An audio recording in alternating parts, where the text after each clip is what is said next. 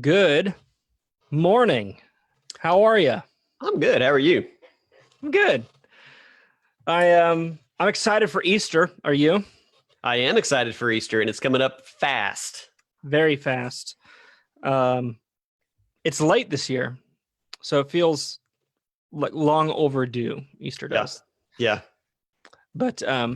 very It good. seems like we've been talking about it for a long time. For an We extended have. We've been building Easter for months now, but period. it's finally here. It's Easter week, and listen, we want to make today's TMG live. We always hope that it's something helpful, but today we hope it's actually extremely practical. We also want it to be really fast, so we're not Yep. gonna waste time shooting the breeze today. We want to give you three things that you might forget to do. Like, you're smart people. If you're watching this and you follow us, like, because you follow us, we know that you're smart. But even smart people forget things sometimes. And so we got three things that we feel like you might forget to do, but they're things you can do this week. They're not big projects. They're very simple, and will help you have a better Easter. So Super fast. super fast. So I'm not going to keep talking. All right, let's go. Number one right here. AJ, you got it? Number one, let's do that final cleanup. Okay, this is your mother-in-law is coming over, and you're scrambling through the house. I don't know. Maybe I don't know if this would resonate with men as much as with women. Maybe your husband's mother is coming over, and you're doing that final cleanup. The dusting. You've been doing a good job. I mean, we know you've been looking at how do we have things ready. That final dusting. Take the fake plants outside and hose them down to get the dust off. And if you can't, just go ahead and toss them in the dumpster. That'd be fine. Hose them down next to the dumpster. If they're not improving significantly, just throw them in. That's probably where stopped looking the like a hose is fake anyway. plant, you're good. If it still looks fake, throw it in the trash. Maybe there's that cardboard box. Something came in recently and it's sitting next to your welcome desk, and that box has been there for a few weeks. Let's move it behind the desk, at least onto that shelf. Right. It's that idea of being nose blind. Like, you don't notice the things you don't notice anymore. So you have to be intentional.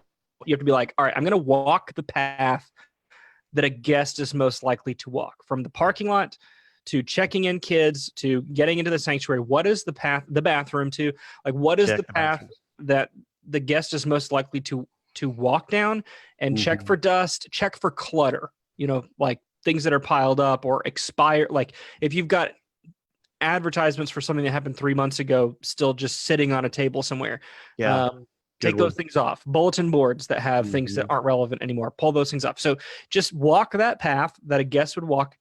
It's same as like when the in-laws come over, like, don't care about the room that a guest is never going to walk in. You don't have time. It's Tuesday. So just walk through the things that a guest is likely to walk through, and make sure that it's decluttered and clean. Yep. You've probably thought of that, but have you actually done it? Like, don't just assume that it's clean. Don't do it Friday or Sunday morning. Do it now. Like, when we're done with this, before you go eat lunch, just do a walkthrough. Yeah. Make sure that your bathrooms, you said bathrooms, make sure the bathrooms you're going to have more people than you typically do on a Sunday. Throw an extra roll of toilet paper in there. Have somebody, if you're doing 2 services, make sure you've got a couple people that are going to go through the bathrooms, make sure they're stocked before the second service. So wipe the counter down. There's nothing worse than, like, after a lot of people have washed their hands and the counter is just wet. You know what I'm talking about? Yeah. Like, and then you lean up against, everybody's going to be in their Easter dresses, and you lean up against a wet counter. Like, that's the worst. Yeah. So have someone on hand to go through, just wipe the counters down. Put a bowl of mints in there. How about that? Yeah. Everybody's going to be greeting each other. Wrapped mints. Grab a mint. That way they're fresh. Individually wrapped mints. Everybody's got the Easter fresh breath. Yeah. It's coffee breath. All right. Maybe you've got enough lilies at the front that it will cover up everyone's breath anyway. I don't know. Okay, moving on. Number 2. This is one of my personal favorite tips. It's my one of annually, I don't know, every year. What's the word for that? Every year I want to bring this up because every year people forget about it. This is worth the whole free TMG live right here. Are you ready for this, AJ? Go. All right. Pens and pencils that are, I don't care if you have seats or pews, doesn't matter. Whatever you have, you've got some sort of a writing utensil for people to fill out Connect cards. You give them a Connect card, and then if you don't give them something to write with, where they're seated, you might as well not have given them a Connect card. Yeah. Because most people don't carry writing utensils. Women might in their purse, Mhm. but most guys aren't carrying pens in their pockets or whatever anymore. Yeah. So you want to make sure that they're there. But you also want to make sure that they work. So if the pencils haven't been sharpened in a long time, sharpen them. If the pens, don't assume that the pens work. If they're Mhm. really cheap, like Bic pens, they might not work anymore. So make sure you go to Walmart, buy a big pack of pens, and anyone that doesn't work on the first try, replace it. Just put in a new one. That's the thing that's easy to do. It doesn't take that long. It'll take you about, depending on how big your sanctuary is, 30 to 45 minutes to go through and check the pens. But that's something that I used to do at when I was on staff. We used to do that every week, check pens. But you definitely want to do it before Easter. For sure. And as sort of a segue into our third one here, the first time you tell them, ask them, the first time you ask them to fill out a Connect card, don't have it be like as the plate is coming by, they have had like 3 seconds notice and they're not going to get it finished out. Tell them about the Connect card, give them time to fill it out before they have the opportunity to hand it to you. Which is a good segue, AJ, into tip number 3. So you go ahead. Number 3. Yeah. So we're talking about your announcements. Okay. Throw away last week's announcement sheet. Nothing matters on Easter except what's important to guests. What is their next best step? That's honestly a good announcements tip overall. Around. Yeah. But if you're not willing to philosophically change for forever, at least do it for Easter. Yeah. Just commit. Start from scratch. This is zero-based announcements right That's here. Right. That's right. So, AJ, let me ask you, good sir, what would be guest-friendly announcements? First of all, we're going to welcome our guests. That probably will happen even before our announcements. We're going to ask our guests to fill out our Connect card. We just talked about that. Okay. Right. And should we say guests or should we say visitors? We should say guests. Why shouldn't we say visitors? Well, because you're a visitor with us today. Yeah. Guests are welcomed. Guests are invited. Guests are expected. And guests are desired back. How's that? Is that a good list of? Yeah. What's on your mind? What would you say about it? Is there another one? No, that's it. I would say visitors are people you expect not to come back.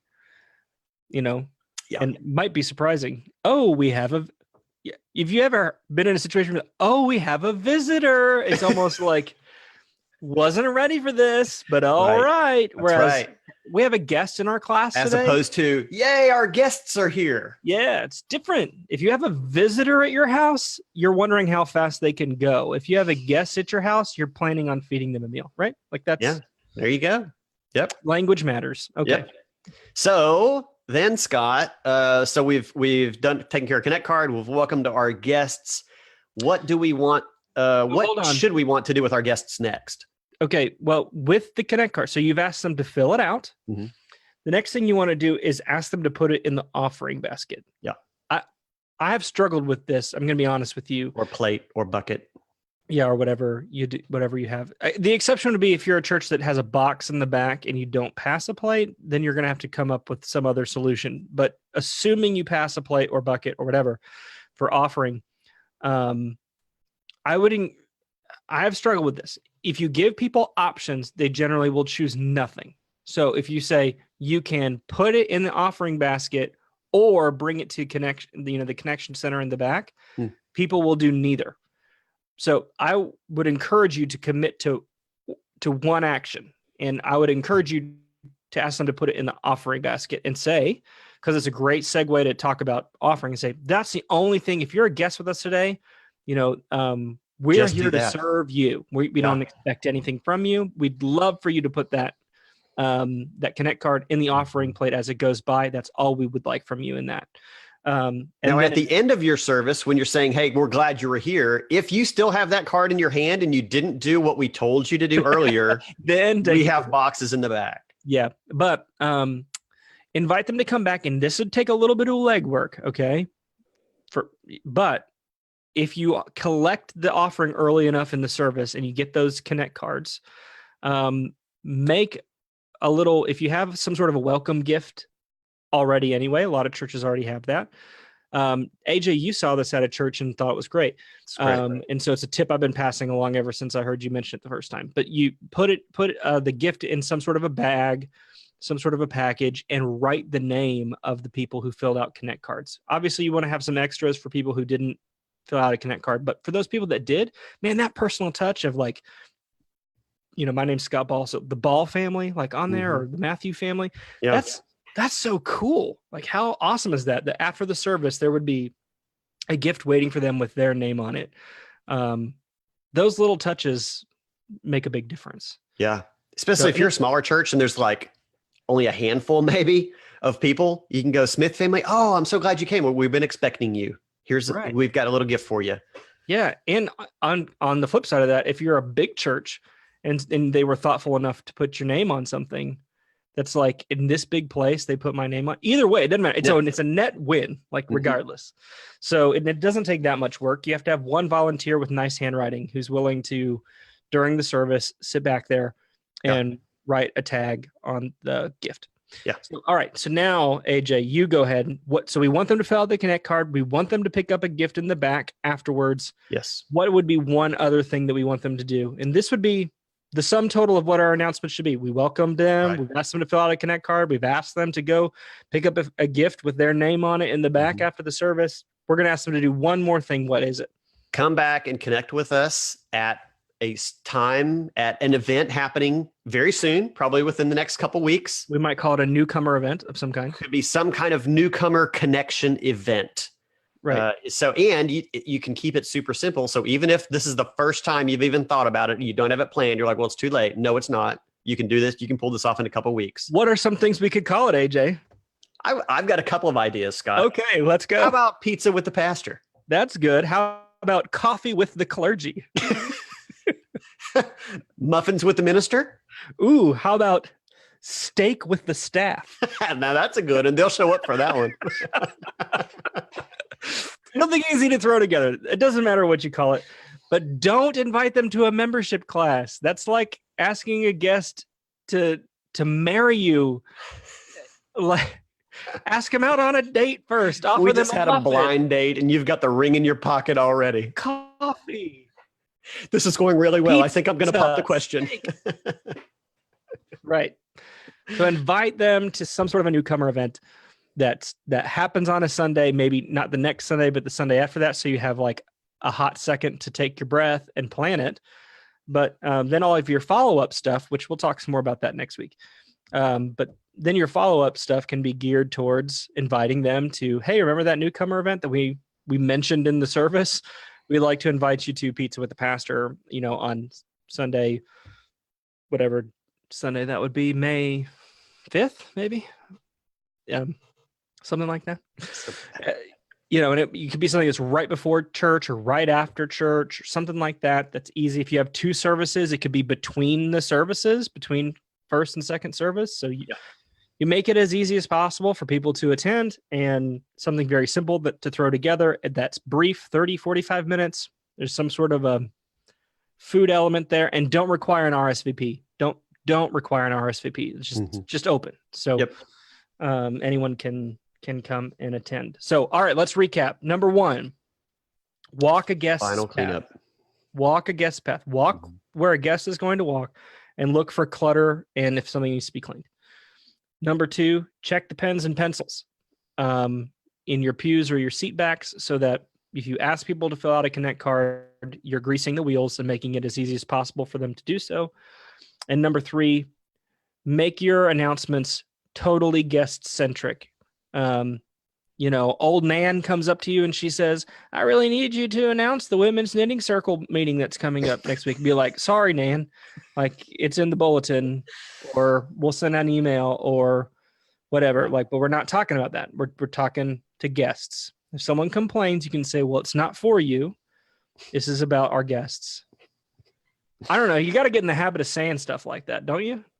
Well, you do. Yeah. You've got to have reasons for everything you do. Got to be strategic. You got to know when to say no. Got to know when to say no. And so Easter Sunday is not the time to announce when the knitting circle is or who's having a baby shower or, none of that. It's distracting. Okay. There you go. All right. Hopefully we've kept that fast. I have no idea how long this has been, but hopefully it was quick. 17 minutes, shorter than we normally talk, Scott. But longer than I wanted to. So hope We did that not keep helps our you. announcements short enough. Yeah, these are 3 things that you can do. You can do these things. You can. You really can. You really can have the best Easter ever. And if you do those 3 things, you're going to see like it's going to be 10% better at least than it would be if you didn't do those 3 things, for sure. Hey, thanks for being with us. We will be back here same time again next Tuesday, 11 a.m. Eastern for another TMG Live. We'll bring you something else that we hope will be helpful to you because that's what we're about. Hey, Thanks we'll for talk being with follow-up. us. Guest follow-up. Guest follow-up. Yeah. There you go. All right. Talk to you guys later. Bye.